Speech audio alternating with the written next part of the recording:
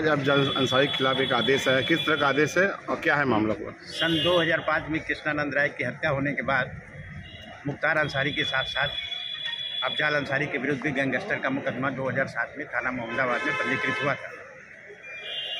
उसमें मुख्तार अंसारी के विरुद्ध विचारण चल रहा है, परंतु अफजाल अंसारी ने उस आरोप पत्र को चैलेंज किया था और विगत 4/8/2022 को उनका आदेश निरस्त करते हुए, उनका प्रार्थना पत्र निरस्त करते हुए आरोप विरचित करने के लिए आदेश किया गया था।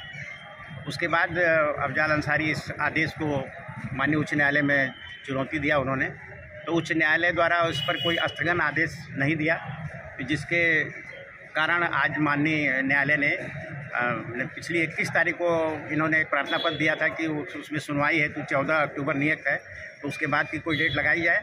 परंतु माननीय न्यायालय ने चूँकि कोई स्थगन आदेश नहीं था, इसलिए आज की तिथि नियुक्त किया था कि उपस्थित होकर के आरोप विरचित करावें। तो आज वो आए थे, आरोप विरचित किया गया और साक्ष्य के लिए 3 अक्टूबर 2022 तिथि नियुक्त की गई। मतलब कि अफजाल अंसारी पे आरोप तय हो गया? आरोप तय हो गया, विचारण चलेगा, गवाही आएगी और आगे जो होगा। एक 2007 में गैंगस्टर का एक मुकदमा मेरे विरुद्ध मोहम्मदाबाद थाने से पंजीकृत हुआ था। 2010 में उसकी चार्जशीट कोर्ट में आ गई थी, लेकिन ये जो गैंगस्टर का मुकदमा है ये 2005 में जो कृष्णानंद राय जी की हत्या का मामला था, उस मामले में मेरे विरुद्ध 120B के आरोप में जो केस फाइल हुआ था उसको आधार बना करके किया गया। बाद में माननीय सर्वोच्च न्यायालय के आदेश से उस मुकदमे का trial Delhi special court CBI में ट्रांसफ़र हुआ। वहाँ से इस कोर्ट का ट्रायल संपन्न हो गया। 2013 में फाइल वहाँ गई, 2019 में डिसाइड हो गया, दोष मुक्त कर दिए गए।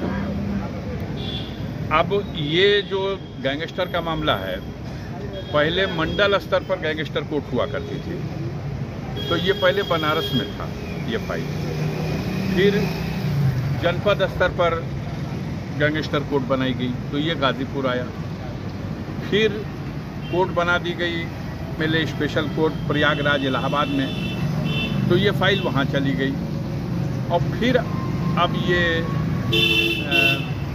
कोर्ट फिर से जनपदों में जो जिस जनपद का केस है वहाँ पर पत्रावलियाँ लौटा दी गई। तो अब वो केस यहाँ आ गया। 2013 का ही डिस्चार्ज सर्टिफिकेट, डिस्चार्ज प्रार्थना पत्र पेंडिंग था पत्रावली में, क्योंकि 2013 में ही माननीय सर्वोच्च न्यायालय के आदेश से मूल पत्रावली दिल्ली ट्रांसफ़र हो गई थी और वहाँ वो उसका परीक्षण हुआ। ये यहाँ पेंडिंग रह गई, इस पर चार्ज नहीं बन सका था। तो मेरे डिस्चार्ज एप्लीकेशन को पिछली तारीखों में यहाँ अस्वीकार किया गया।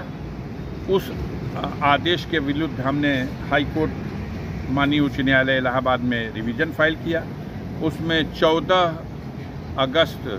अक्टूबर की तिथि तय है। सरकार के पक्ष से उसमें 2 सप्ताह का समय मांगा गया था, तो 14 अक्टूबर की उसमें तिथि लगी हुई थी।